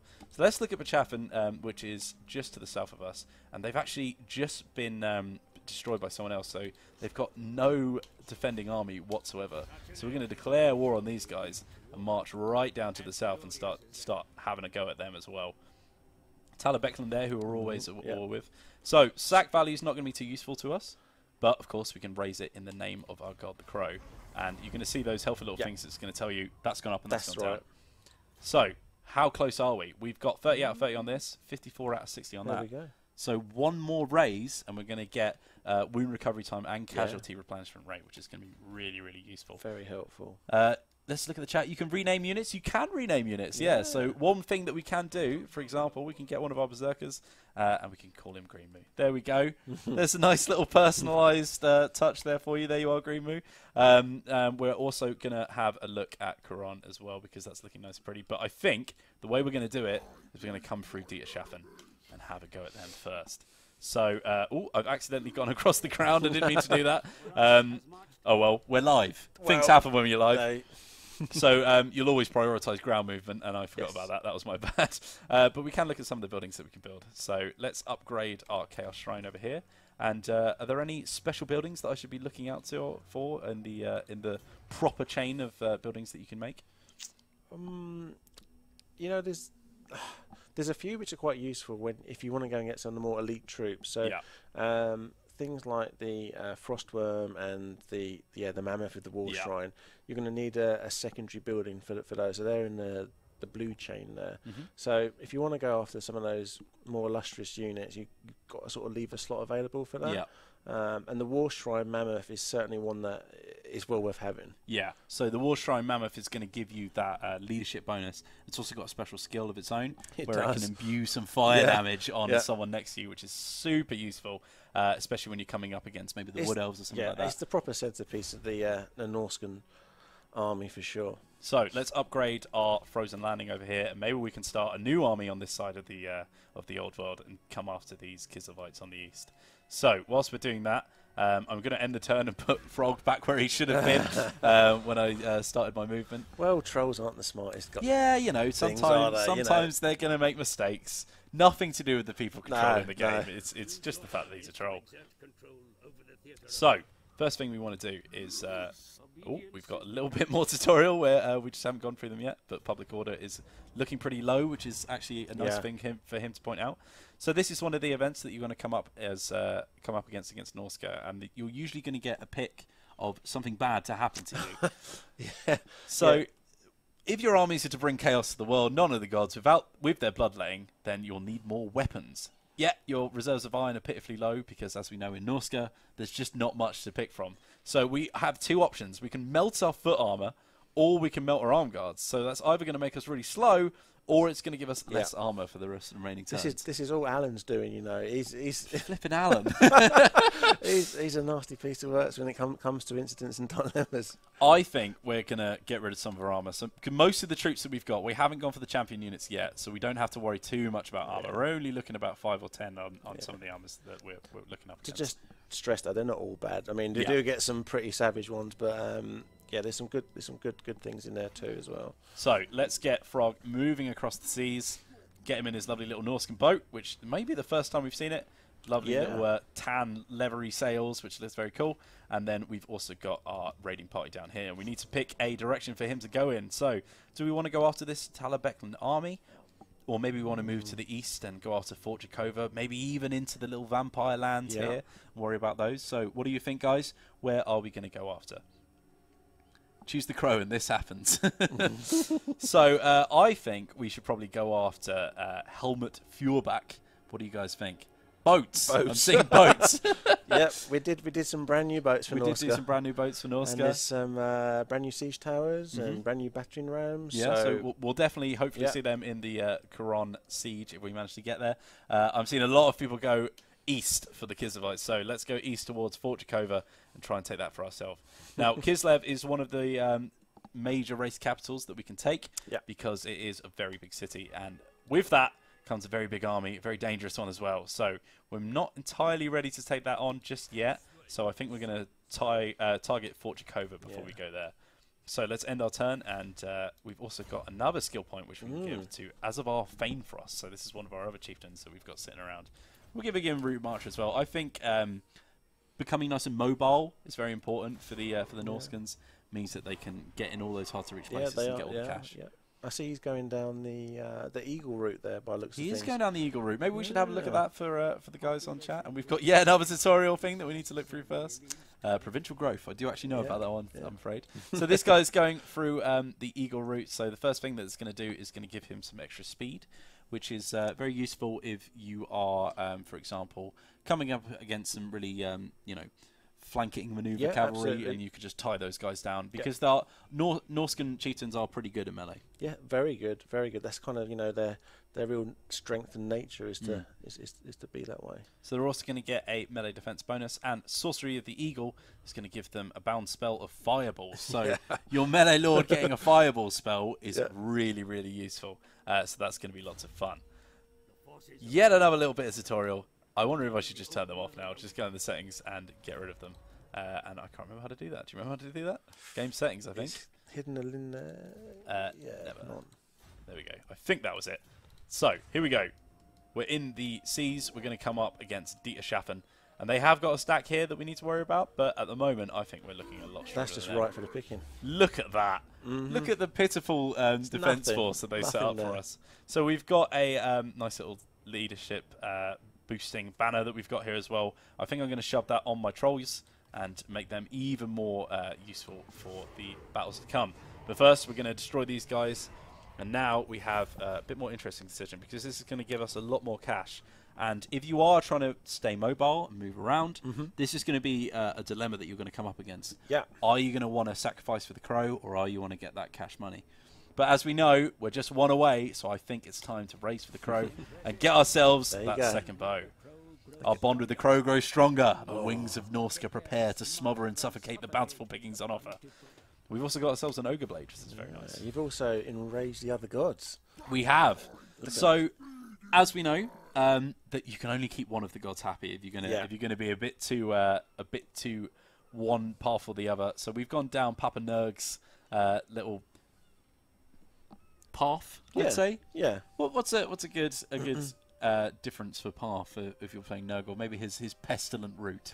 Yeah. We've gone down Papa Nurgle's pestilent route. And that's made all of the other gods angry. So, as you would have seen at the start, we started off with 1 bar of serpent, but the more we've gone down the crow's route, the less that they've been happy with us. Yeah, it's a nice little bit of rubber banding going on there. So you can have a couple of buffs from a couple of different gods at the lowest level, but as you're building up that relationship with one of those gods, then it's going to be retracted with the others. So, eventually, you are going to have to choose one and stick with it. Exactly. So we've already taken down Dieter Schaffen on this flank, so we might as well go after Fort Chakova again.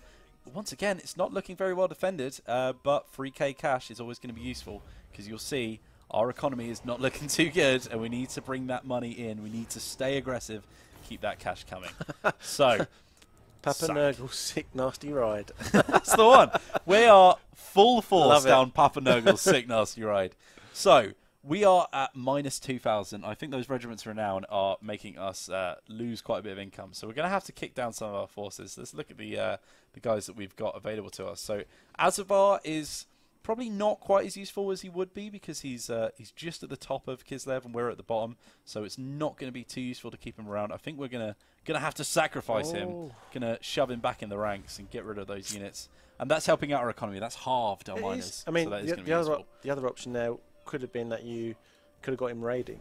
Now, he would only have been raiding maybe a small amount, but some of those regions there can develop some decent financial buildings. So, you know, it's worth having a look. One thing that he's gone now. Yeah, he is. Well, I mean, you know, it's a harsh land, Norsca. You don't get sat around and hope for benefits. Exactly. chop. You got elbow grease. Get involved. So one thing that we're also going to look at is some of the heroes that we can get with Norsca. So this is Sigwulf the Packmaster, and he is one of our shaman sorcerers, and this guy's a metal sorcerer. Yeah. So Darren has actually gone down the route of a more sort of map-based build for his hero. So made him a bit more of an assassin. He's also going to income from our buildings in his local region. So he's good to keep around in the home. Definitely. But one other guy that we've got is the Werekin. So the Werekins are very, very cool. They kind of look like the Regiments of Renown that we've got here, with their skulls and stuff laid around them, nice and armoured up. And this guy has Vicious Assault, which is going to give him even more melee attack. And he has his own little choice here to take as well. He does. I mean, that's one thing that we've seen from a number of the DLCs and from the feedback, I should say, from a number of DLCs. People quite like this idea of picking and choosing and choosing one path, so that maybe if you play again, you get a totally different kind of, you know, feel for things. Exactly. So we've really embodied that into Norsca through the Skinwolf that Werekin that you see there, and the chieftains as well. We really wanted to have you make that choice, and specialise them, and make them your own. So we're going to get Sven to come down to Kuron, because obviously that is our end game target. So he's going to do a bit of damage to them, maybe destroy some walls or something like that. We're going to use those heroes to good effect, and we're going to keep Sigwulf here nice and close to this longship graveyard and get that economy working hard. So what else have we got to do? Throg is still waiting for another turn, so let's end our turn and move on to the next. I love his voice as well. I love his voice. He's great. He's the king of the trolls. He's got to have a good voice. Yeah. And I love the model on this guy as well. I really love the crown that's sitting on his tooth. I really think that's such a cool little feature. The crown. He's got like little dwarf beards on his pelt, and all the battles that he's had. He's got all sorts of horrible cuts and sort of like makeshift stitching into him. He's great. So much detail there from Badger and the guys. Right, so we're moving over to the east now, and we're going to get some diplomatic penalties for coming into Marienburg territory. But I tell you what, there's one thing Marienburg's good, it's making gold. So we're going to drop our raiding stance here. So that's 494 we're going to get per turn, and the Norscans can drop this without any movement left as well. Yeah. And I think that's a new feature as well, is it not? It is. It's one that we just felt was right for these guys. You know how we sort of looked at the stances for Beastmen. We thought Norsca is a prime example again of where we can do something with stances to make it really feel a part of them, and raiding had to be that thing that we tackled. So yeah, you've got the two types of raiding stance. You've got the standard one where you can move. You're not suffering the same movement penalty which the other races have. So you're constantly generating that small amount of income, which is absolutely critical because you've got no buildings really doing that. And then you've got the raiding camp itself, where you can hunker down, lick your wounds, replenish some guys, and take on some dough as well. So one thing that I'm going to do here, so Throg is obviously going off to Kuron, so we're going to move our eastern raiding party down south and have a look at the Badlands, because there is this nice little piece of land where you've got some coastal settlements there, maybe the border princes, and I think we can set up a nice little outpost for us. So he's going to be moving far down, and we need to worry about that attrition now because we're coming into vampire territory. And as we said, old Manny. If we look at the tech tree here, we do have the option to increase our sacking income when going up against the vampire counts as well. So you can go for a different route on the tech tree depending on what you're after. Let's look at some of the other skills that we have. So, for example, these are our sort of warships, this ability. Yeah. So they give you some campaign movement range. You've also got some, once again, income from sacking settlements, and you get an immunity to that high seas attrition, which means you're really mobile on the seas. Very much so. Something that obviously that you'd imagine that would be the case with these guys. And these first early techs here that you're looking over are very much the kind of the idea of what you're going to build up to go towards at the end. So when you branch through, choosing whether you're going to go down the east or the west, you can then get techs which are going to really tailor your playstyle and benefits for whoever it is that you want to go to war with, whether it's the Vamps or Empire, Dwarves, and so on. Exactly. So, one more end turn, because we're going to keep moving down towards Gorsel now, because Gorsel is looking like a tasty morsel, and we want to get that cash from him. So if we select our... Oh, and once again, the advisor. Really do need to turn this guy off, but here we go. Let's just grab it on text only.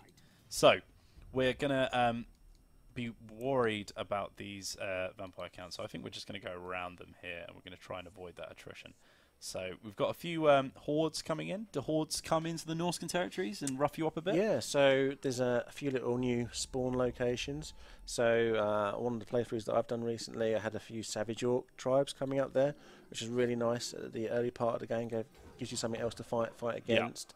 You know, the Norscans have got a nice roster of troops at their disposal, so when you come up against the other tribes, you might see some ice trolls or a mammoth or what have you. But having just a totally different threat is really cool to see. So there are some Savage Orcs and some Beastmen hordes running around causing trouble. And once again, one thing that you're going to... He's still on high, isn't he? Minimal. There we go. One thing that you're going to see with these additions to the game is you've got more and more forces that you're coming up against. And it's going to make playing as the other races that little bit more different. So when you're playing as one of the other faction, how is the Norscan AI going to change up from how it was? Is it still going to come down and raid all these territories? They are still going to come as part of that chaos wave. We have made some adjustments because obviously we've got a large number of monsters in there, so that you're not going to see the same levels of chariot spam and that kind of skirmishy cav built armies. But they're very much Norsca is very much chaos, and chaos really still need to be the bosses, so to speak. So they'll supplement them, get involved, but Archon and his warriors of chaos are there to sort of bring the end game still. Yeah. And you're also, when playing as Norsca, you're going to worry about those Chaos Invasions as well, because there's a potential that you could butt heads with them. And we'll talk more about that in later streams. But once again, the end game's going to be very, very interesting. So there's a few quest battles as well that you can play as the Lords, and they both have legendary items that they can come up with. They do. They've both got one great quest to go down each. Throg has the Wintertooth Crown to go after, and that's a great little quest there. But I really like Wulfric's one because it's very thematic. It's sort of sending him across the seas into Bretonnia. It really plays on the idea of him seeking out other champions, people who he wants to best, and add to his collection of names. Speaking of champions, he's going to come up with a certain ethereal unit coming up against him as well. So we've actually got a little bit of combat going up in our home territories. So this is one that we're definitely going to have to fight. So Dietz the Scared, or the Scarred. Very different. Very different. I'd rather go up against Dietz the Scared than Dietz the Scarred. So he's attacked our home territories, and you do have to be careful when you're playing Norsca, because if you get too involved with all your raiding parties, suddenly your home territories are not going to be looked after. So let's see the army that we've been set up with here. We've got two marauder champions here, one of which is our generals. So these guys are very, very cool. Great units, they are. So these are sort of your armoured and shielded unit that you get with Norsca, and they're not going to pop up very often. No, they're proper, hold the line troops. They're really good to have at the core, and they're sort of aspiring, to sort of go to that next level, to go worship chaos and go one step further. So one question in the chat is, are the Norscan AIs going to fight against each other now that they have lots of horrible things to go up against? Yes, you will see that, and you will see that we've got some new Norscan tribes as well. So the Norscan tribes which you saw from the original release of the game, where Chaos can essentially awaken them from their slumber, they're still there. So that's still very much part of their gameplay. But we've added some new ones which are quite bitter and hell bent on fighting one another, and you'll quite regularly see that. You can buddy up with some of them, or you might have a couple of them join up and come against you. So these guys have a mortar, so I'm definitely going to have to rush up against them. Make sure I keep my formation nice and loose, and by moving diagonally I'm going to split ourselves up a little bit, just so that we can hopefully get rid of some of that damage that we're going to take from these mortars. And I'm hiccuping quite a lot because I was drinking that water too quick at the start. I think every time the camera was off me I was like, oh, I need to refresh myself. So once again, we're coming up against guys with a lot of range capabilities, so we need to be careful. And Dietz the Scarred is also going to do a lot of damage as well, because we don't have a proper lord of us. So this is one of our armies that have been made based on our garrison. Yes. So they are not going to be quite as useful as the armies that we handpick ourselves. But what kind of buildings can people build to make sure that they're defended on their home territory? Yeah, so there is a little chain there where you can build up not walls, obviously, because you don't marauders don't have the sort of lumber and timber for that. They're very much basic mammoth steads and tarp made out of skins and what have you. But you can get a few troops. There's a little line there where you can buff up the garrisons, and I think towards the end you can even get some of the monstrous creatures as well. Some of the trolls come and join you, so that can really help fight off any rebellions that you might have, or any pesky empire or Bretonnian forces coming over. And what? Obviously, you're gonna be facing different opponents when you're playing. But who are your main threats when you're playing as Norsca? I think Kislev's quite a big threat. Certainly, if you're playing as Throg. Bretonnia, again, they can confederate very strongly and amass into quite a powerful army. Empire as well. Some of the provinces, again, depending on what the AI picks and chooses, can be quite a thorn in your side. But I think definitely Bretonnia and Kislev. Okay. So this is a tough engagement for me because they've got a lot of ranged cavalry, which I do not really have an answer for at the moment. So cavalry is a route that you can go down, but you're not going to get much sort of anti-infantry, anti-large cavalry. You're mainly going to get that range-focused cav that we've seen from early Norscan armies. Yes. Was that intentional? Was like a balancing mechanic? Well, we were adding so many toys with all the different monsters and stuff. We kind of felt that keeping the cavalry as they were seemed like quite a decent kind of fit for the roster. And then it allowed us to sort of pad out also the foot infantry, which they're sort of famed for having, getting in those aspirational berserker units. So at the moment, my tactic is just to try and annihilate this lord. Swamp. Make sure that they're not coming back when they start routing, and they've just got some spearmen to go after us now. Well, so these marauder hunters have been very useful for me because they are our range contingent, but they've got quite a short range. It is quite short. So they're not going to be your range specialists. I wouldn't say you could build an entire army around them, but sometimes they're going to be very useful. But we just wanted to give you that sort of versatility. Whether it's again multiplayer or campaign, gives you a little sort of flanking skirmish unit, do a little bit of damage, chuck some stuff in. But they're going to be decent in combat as well, because they're a marauder unit, and all marauders, even like shaman sorcerers, they're not the worst at fighting by any means. So it does just give you a little bit of flexibility there. Armor piercing damage, always useful. Yeah. So Fuskak asks, who are their most likely trade partners? So you will trade amongst yourselves. I have actually had a deal where I've struck a deal with Midland as well in the past. Really? Yeah, I know. I think Boris was hell bent on trying to take France's throne. No way. Yeah. God. Who would have thought it? I mean, that's such an uncharacteristic thing for him to do. So, right. So, Throg is actually looking like he's close to coming in on Quran. And I'll just check the time to see how we are, because we're coming up towards the end of stream. We've got about 20 minutes left. So, we've actually got an undefended Quran sitting here. They've only got their standard troops to come up against. So, the army that we've picked here, or I should say Darren picked, we've got Throg here, obviously, as our legendary lord. A few berserkers, a few spearmen, which are going to be obviously very useful against their cav. Absolutely. A few hunters to take them down, and those javelins as well are very useful because they give you that anti-large range. And when you're coming up against a lot of monstrous armies, which you will, especially when you're going up against other Norscans, you will. They're very useful. So that's going to be our main goal for this little army here. They're going to be moving in on Quran. And obviously we've got our Eastern Raiding Party here as well. So let's see if we can move down. Maybe we should take that move there just because, you know, just to murder some half-elves there. Savage. Savage. You have to be a savage. And once again, they've just got nothing to stop us. And you'll see we are taking a bit of damage down. We're Not even the hot pot could stop you.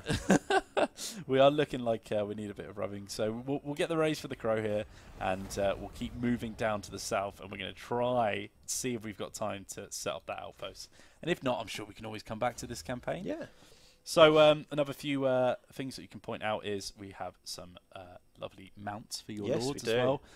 One thing that people will be happy to see is a marauder chariot, which is something that's gained a bit of infamy from the marauder AI. It only felt right. So we might as well shove this marauder chariot on this marauder chieftain, and I think he deserves a rename after that as well. So we're actually going to just rename him to something a bit more appropriate. So that'll do. So we're gonna move over to the east now, end our turn, and try and get after these Bretonnians. And we can actually get the destruction of Bretonnia skill as well. So this is going to give us a bonus versus large leadership when we're fighting against the Bretonnians, and double experience gain for every time that we destroy them. That's going to be really great as we're sort of moving down through the different duchies. And I think the chat liked that little rename, which is good. The Lord of Chariots. He's calling him a pretender, though. I don't know about that. Oh, he's come back for more. And for some, he's actually come with quite a few armies. And it's not looking quite as easy for us. We won't waste time with that. We don't worry about our outposts. And that's a nice thing about the outposts as well. They are kind of expendable territory. Yeah, they are, and you can come back for it again. They can recolonize it, and then you can, you know, suckle again on them and take the money back. And especially with the Norscans, we see a slightly different playstyle where we're not too worried about gaining territory. So obviously, with a Total War game, everyone loves painting their colours across the map. Very much. But with Norsca, we paint just destruction across the map. You paint destruction, and you paint the different monoliths to the gods as well. So you kind of get to see that colour and that choice that you've made there with the nice, you know, little coloured VFX on them. Exactly. So one more turn and we can finally launch our siege on Bretonnia, and it looks like the Empire are up to something because oh no, they're coming after Surfer. Oh my god, oh this is horrible, we need to retreat. Just when he got his chariot. Just when he got his chariot. Oh no, I think he's just escaped, so we should be alright. We need to get him out of there though. Right, here we go. It's time to take on Quran. Nice. Now, it's not looking too hot in our favour, so we need to shove some battering rams to make sure that we've got something to destroy. I think we should take some siege tower as well, just to show off the new models. Yeah. So we'll continue that siege, and then on the east, we need to make sure that Surfer's getting away from there, because I know that Norscans don't like cowards, but I mean, sometimes you've got to be a coward just to get away from things. He's going to take quite a lot of attrition if we go down there, though. We might just be able to escape it if we go into our forced march. Hopefully we can get away. Yeah, we just managed to sneak into Dwarven territory here. Ooh, and that's a grudge. That's a grudging. That's a grudging. But it's yet another territory that we can start raiding as well. And as I said before, here's those tasty coastal settlements that we can start a little outpost in. But let's end this turn, make sure we get those siege equipment built, and we can start our siege on Quran. Yeah, I mean, Throg's got the siege attacker attribute, so... if you come up against a wall city, you don't have to build all the different towers and rams, but I think it's a good call on your part this time. You might as well have a few extra toys to play exactly. with. We might as well show off those models. Yeah. And of course, we also need to make sure that we're keeping Throg safe. Yeah. Because we don't want him killed all the way up to the gates by getting hammered by arrows. So here's one of the positive events that you get. We finally got one. Good job, Alan. So this is a hidden fissure, and amongst the high snowy peaks, the scouting party has uncovered a dark passage leading into the heart of the mountain. Your shamans say that this is no ordinary cave, it's a gate to the void. So we can send our trolls or our marauders to get some lovely experience for all the ones that we recruit in the next few turns. And, I mean, there's only one choice when you're playing this Throg, isn't there? Yeah. We're not going to get stronger marauders, we're going to get stronger trolls. Come on. So let's look at our siege and see how we're doing. I think we're just waiting for our battering round to finish. Oh no, we've just finished our battering round, is what I mean, and then we're just waiting for our siege towers, and then we can start up. So, one more turn, and then we take her on, hopefully, unless I completely ruin everything. So we've actually taken a bit of damage because we've got Kislev coming after us now, which is a bit worrying, actually. So maybe we need to recruit another lord over here. The SARs have had enough. And there is one lord that we could take who might be a bit useful to us. So I think we should recruit Wulfric. And we're going to be seeing a bit more of him sometime soon. But let's grab him some regiments quickly. And then we'll also recruit some... Oh, but we've not got any local recruitment chains. Not so there. that's going to take ages for us. Oh, well. Well, it looks like Frozen Landing's gone then. But we're not worried about that. We're worried about Quran. Let's have another little look at the chat. Speedy mammoths. They are quite speedy. Yep. I noticed in Frog's pick he hold unfamiliar Empire soldier in his hand. Don't think so. Standard soldier. yes. If you open up Throg's character portrait, I think that's what the guys are referring to. He's got a nice squishy Empire dude there, which I don't think he thinks too much of, and chucks over his shoulder. I think the whole point is that he would be unfamiliar because he's been slain to pieces by our Frog. So I think that's in the faction summary, right? Here he is. Yeah. And I think that's an Empire captain, actually, that model. Looks like an Empire captain to me. And yep, see you later. Don't need you anymore. And I do love that animation. He looks incredible. And I've seen some of the animations that they put for the character portraits in Warhammer 2. They've been looking very cool as well. Very nice. But more importantly, it's time to take her on. So that looks like a straight up half and half balance of power. And they've got a lot of cavalry, which isn't going to do too well for them in this engagement, I think. So I think we should be all right. Where's their king? Where's their king? Run off. Like a classic Bretonnian. Yeah. Classic Bretonnian running off. Peasants, yes, let the peasants deal with it. You know, I'll just sit back. So Quran is obviously a difficult place to take because of this this big capital city. Feel so it means they've got a lot of troops sat back, but they haven't properly defended it. And look at these lovely siege towers that we've got for Norsca, looking very cool. Those horns. Look at those horns. Look at all the bone that they've attached to this thing, and all those skulls and bones on there. And you've also got, I love these spiky tops as well. They look very nice. And here's our battering ram, which is my favourite one. It's generally just like a giant rib cage that they've just sort of made into a battering ram here. So let's look at the army that we've got to set up with. So Frog, of course, can destroy walls and gates. So I think we're going to be sending him after the gates. And as you can see, here's that siege attacker attribute that he has. Behind him, we're obviously going to have our trolls nice and close, because we want to make sure that the trolls come hard and we troll these Bretonnians hard. One thing that's not going to be quite as useful for us for the start is these skin walls, but as soon as we get behind enemy lines, there's a lot of cavalry for them to pick off. So we want to keep these guys safe. Obviously, they've got their regen, but we don't want to lose them too soon. And these mist stalkers are going to be really useful as well, because as you can see, they have the stalk, they have the vanguard deployment, but they've also got that missile resistance, which means that when we're coming up to those walls, they're not going to take quite as much damage.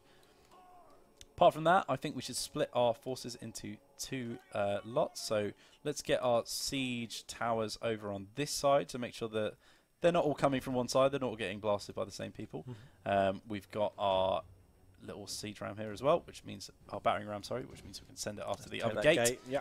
And that's one nice thing as well. Having lords that have that that siege attacker ability means that you've got multiple options to come in. You don't have to wait. There's just no messing with those Norscan legendary lords. They're there to get stuck in straight away. So here's our sort of faux cav that we've got set up at the side, and you'll see the Engagement slightly in our favour. We've actually got a higher troop count than Bretonnia, which is not something that you see very often. And here lies Caron, ripe for our taking. I reckon it's going to look a little different after Throg's done with it, but we'll see. I'm actually going to take one of these, actually maybe 2 of these units over to the other flank. Oh, what am I doing? There we go. And we're going to set those up over here just to make sure that we've got some other floor troops to double strike. So here we go.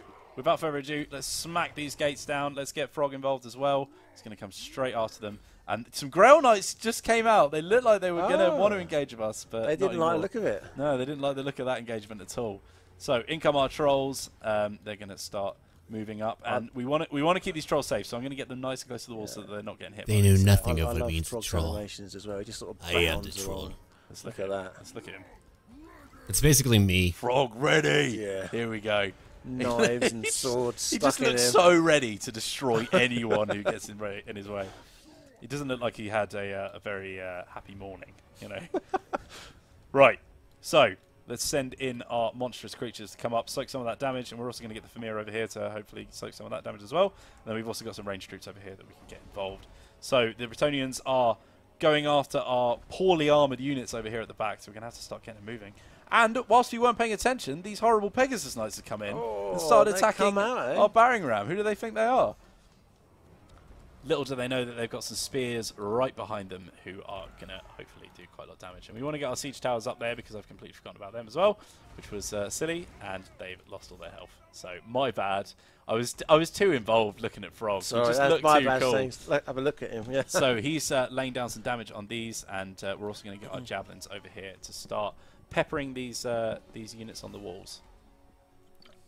And these Pegasus Knights are really doing a lot of damage to our troops over here. So we want to make sure that we're just laying down some hurt on them. But they are taking some damage, and they are going to start running away. And it's time. There's only 1 or 2 of them. Yeah. So let's get these guys up on the walls because they've lost their siege equipment here. And we're only coming up against a couple of spearmen and bowmen, so they're going to have a fun time going up against them. But they've only got a little bit of health left. So they need to be quick. And in come Throg. Obviously, trolls can't climb ladders because, I mean, can you imagine? No, they just smash. They just smash. So the trolls don't have the siege attacking ability, so they're going to have to be careful and just sit nice and close, but hopefully not take too much damage. And these marauders I'm not too worried about, so they can soak up some of the damage as well. A little bit.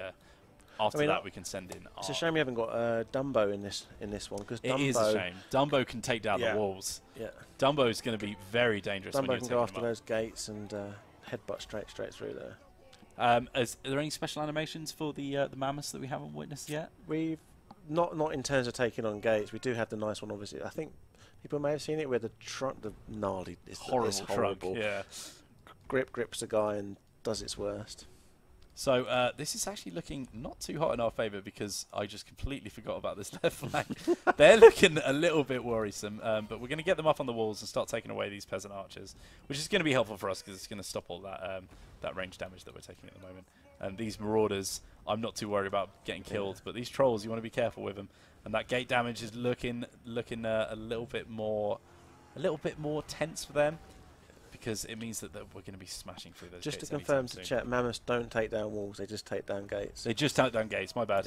Yeah. So they're strong, they're not quite that strong. Not quite that strong. I mean that's going to be difficult to take down. Look at the size of that wall. You want your siege equipment to take down those walls. So once again, we're just soaking up numbers at the moment. We're trying to get our lads on the wall here, and it looks like a few of them have gotten involved, which means we can bring them over, start destroying these peasant bowmen. More Pegasus out there. More Pegasus Knights. But they've really not got much health left, so they need to be careful about what engagements they get into. And these javelins are getting thrown up onto these spearmen here. How useful are they against these ward units? The javelins are not going to be particularly good, I have to say. They're more tailored for taking after big creatures, even a bit of cavalry as well. But the big monsters, that's what you want to be using the javs for. Now, what I do want to get is a nice shot of Throg smashing through the gate, wherever it is, because he's just about to take it down. And I love watching... knocking away. There we go. I love watching troops just sort of getting ready and waiting for Throg to just come in and tear them to pieces. Like, come on, boys. And there we go. Look at that smash from him, instantly taking up quite a lot of health. Those mountain yeomen are not going to have a chance about them either. So let's get everyone moved in. We can leave our javelins just peppering these guys on the walls, but everyone else is going to smash in take up some heads to bring home to their Norscan wives, maybe. Little trophies to be like, hey guys, look what we've been doing. Put that in a pot and cook it. Yeah, exactly. Frog will eat it. Right. Now is the time where we want to get our beasts coming through the gate as well, because we have these anti-large skin wolves who are going to do a lot of damage to these mounted yeomen if they can survive long enough to get involved. But as soon as we get behind these walls, there are going to be a lot of cavalry that we need to worry about. Hopefully they're not too bad a shape. They've got the regen ability, so they have been suffering out there. They should be regenning a little bit back. So now we can start moving in Real on this battle. You see we've got a lot of troops selected here, so we need to move them around the walls and be careful how we move, but we should be able to trash through these units of swemen here. Who are men-at-arms that really not going to come icy breath weapon there, kind of from the ice trolls. And we've also got some more Pegasus Knights who are trying to come up against our spearmen, which is going to be a difficult engagement for them, and it looks like that's going to be the end of them as well. And you know, we took a lot of losses on this side, but I think it served us in some way. I just like the way the marauders said, "Nah, we don't need those siege towers." Yeah, whatever. Just go for it. I mean, yeah, they got destroyed, but whatever. We won't worry about them anyway. Who needs protection, eh? Just going to charge in. So in we come, and these skin wolves are going to be loving coming up against these mountain yeomen. Not armoured, on a horse. It's going to be a lot of damage coming their way. And just look at the health that's dropping down there. How are the old Mist Stalkers doing? Are they coming as well? I am the Mist Stalkers there as well. They're coming right in the middle here. Nice. And you might not see them because they are covered in mist. But they are dropping some damage. And these Bretonnian units are not going to be able to come up against these guys and survive for very long. So we can basically charge these blokes right through the middle. Nice thing about having lots of monsters, it means that you don't. You can mosh pit the entire time. Yeah, you don't even have to play the game. Just send them all in. Small units are really good at no going tactics. Through, you can only fight in one or two places. Corners, and it means that but we're not going to tell you that part. Combat effectiveness, much like you wouldn't see quite as much from. They got that sort of punching power. That exactly. Proper momentum building. Small like bullet that can move through and destroy lines. And rather sillily, these field trebuchets have been left away for our lovely Norscan warhounds to come after. We've also got some ice wolves as well, and these guys are very cool because they actually, I say guys, these dogs, I suppose, are very cool because they can actually become a lot more effective when you get them in the right engagements. You look at the speed they have, and also the frostbite as well. Attack and the frostbite as well to slow things down. They're really going to be useful. And these peasants are getting pretty scared now. You see, I mean, if I saw all these monsters coming for me, I'd be pretty scared as well. Let's get them involved. Let's capture this city once and for all for the Throg, the Troll King. Change the models, and you've seen every siege battle in this game. What do you think a Bretonnian settlement ad infinitum under troll control would look like? I think messy. Messy. Very, very messy. I think they'd enjoy all the red wine, maybe. Yeah. You know. Somehow these guys are still alive and still feeling fine. Maybe we should send them after these peasant bowmen, get them up on the walls. There's certainly plentiful amounts of food there for them to chow down on. A nice thing about the hunters that you're going to have is they're actually not bad in melee as well. So they're all right in melee. Yeah. I mean, they weren't going to do too much with their javelins, but at least they can, come and join the fight now. Yeah. And these ice trolls looking great. I love the colour palette on them. They really stick out in the battlefield. They do. Yes. And it really means that you know who's coming up against you when you're fighting against Norsca. And look at the arc on that bow. Some great shooting by the peasant bowmen. So we need to be careful about this this left-hand flank, because they've actually sent some more troops to come in, and we've not killed off their lord yet. Their swordsman lord who's come in. Their final hurrah. Imagine being Lewin Leunker, protector of Bretonnia, the strongest of all the Bretonnians still living, and you lead dying a to unit monster of swordsmen spam to protect your city capital. He must have gone off to his summertime beach resort. Yeah, or he's gone down to the south of Bretonnia, isn't he? Yeah. So there we go. We've smashed him. It was a Pyrrhic victory. We did take a lot of damage on the left flank, but we've taken Caron for our own. That means we can start getting those increased trade income. And then someone asked who the trade partners are, so maybe we should have a little chat with Mid and Land after the stream. Well, we can see what happens. See if they want to rub some coins together and see how much cash we can do from that. And the other great thing now is, now that you've okay, you've got to make your choice now. But if you go and occupy Caron, you can now have that special technology as well. So one thing that is great about Norsca is they use regional. Everything is great about Norsca. There is nothing bad about them. Many other races, as we said, but they only go after these coastal settlements. But when they go after the main settlements as well, and you'll see that they turn into these lovely marauder camps, they get a proper marauder building chain as well. They do. Look at the building browser. You've got every single building available to you, and this becomes a perfect outpost for your raids. Yes. And just to finish off, maybe just one last insult to injury. We'll just take Langwheel as well, you know, just because I think he would need to suffer. He looks like he's taking a lot of damage from Musion. Maybe that's why he's been worrying about his lower flanks as well. But let's look at some of the skills that we get for Throg. Mutant Regeneration is one of my favourite. It adds a 25% bonus to Norse Control, Ice Trolls, and Fimir Warrior units on their replenishment, which is really good. Yeah. So, smack that on. Proper monster army, eh? Yeah, and look at our cash, looking good now. We can save up. And one thing that you'll notice when you're playing as these Norscan armies, you can get some serious cash if you go after these settlements. Absolutely. Proper big paydays. I think I went after Marienburg itself and sacked it for about 25,000 gold with all the bonuses. You're not going to do it here, baby. And you're look, going to even die. without all the long-term bonuses we got, that's still 12k sitting for us, right for the taking. So we'll leave Langwheel alone for now. I think we've done a long enough stream. You've gotten a great look at all the mechanics, and we're just coming up to 5 o'clock. So thank you very much for joining us, Rex. As always, your insight is incredibly useful, and I hope the chat guys have liked it. A lot of people asking for monster hunts. We'll have some of those coming up soon. You're going to enjoy those. Don't worry about that. And there's loads of stuff to show off still. So I hope you've enjoyed our stream. Hope you've enjoyed raising settlements for the Crow. Yes. Papa Nergs. Dumbo.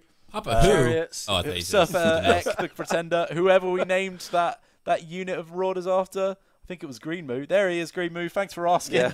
You can rename your troops. We'll see you next time on Total Live. It's going to be a good one. Yeah. And see you soon. And remember, see you soon. See ya.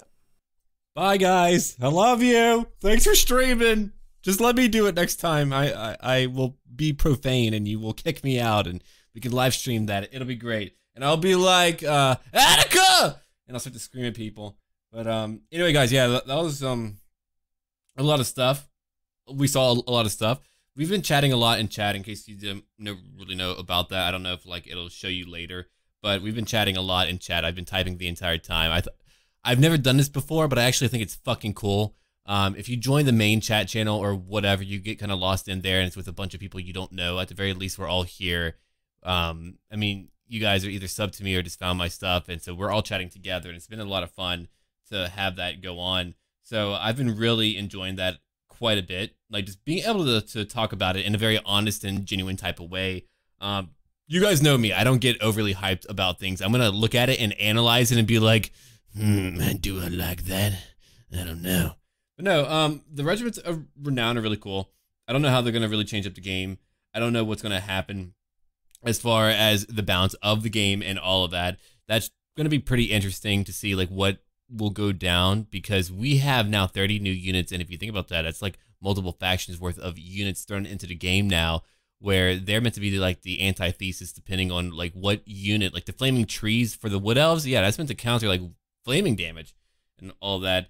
So, well, at the very least, Melkor, it's a slower chat, so you get to chat with a few more people and all of that, so that's a big thing for it too. All right, so let's go over a few things real quick. I am excited about the Norscan faction. It is cool. I like it a lot. I think it's very interesting. I think the weakest part of Warhammer Total War right now is the campaign map. The campaign map is dismal in very many ways in terms of movement. So first off, Forced March, or whatever it's called, you're able to use it just all the time, which means that the AI is constantly getting away from you. To actually get an epic open field battle, you've got to pull teeth, man. It's really crazy with what you have to do. There's actually a lot of good arguments in chat that we have been discussing that I wish I wrote down so that we could actually, go over quite a bit. And I think that would be pretty cool. But yeah, so I do hope that you guys enjoy that quite a bit. It will be up so that you guys can watch it too. I'm really hoping that the chat from the comments will be on there. I don't know how that works for the streams. I don't remember, but it's been a lot of fun just kind of typing and shit posting and all of that and memeing. I'm hoping that they will, in fact, give me early access to the title. I don't know. I really don't know. I didn't even know that we were going to have free LC. So when I say that I know as much as you guys, yeah, that's completely true. I know as much as you guys do. So I don't really know a lot. To let you know, too, I do have a Discord that you should definitely check out. I can link it in chat or wherever, so you can check it out. I go there like every day. So if you're not used to having like YouTubers on their own Discords, I go on quite a bit to chat with people. And so that's pretty cool. Let me think about a few things real quick. Having to rely on sacking and all that is just really not fun. A time crunch like that is not fun because the AI is so elusive and you end up auto-resolving a lot of little town battles. You saw that, right? Like, you saw how they had to defend some undefended towns because they were moving all over the map. That's just kind of like how the campaign is geared, no matter what faction you play as. I really feel like the Empire and all that's so empty that you just end up not really bumping into a lot of locations, and so that's really an issue. I think the abilities are interesting. They're kind of cool, but it's really about how it translates into the campaign map. Everything is linked to the campaign map. It's not just the battles, and I think they focus so much on the battles that they really forget about the campaign map, which is where things really need to change up. And also thank you, Crawford, for linking that. But yeah, I definitely got a little bit saltier towards the end, only because we've been streaming for nearly 2 hours, so I was kind of like ready to finally talk, and so I couldn't help but kind of rib them. And look, I don't know them, and they're great, and it's been a great stream, and they're not like, they seem to be like super nice guys, but you know me, I like to kind of engage in a bit of the banter, and so that's really just what I've been doing.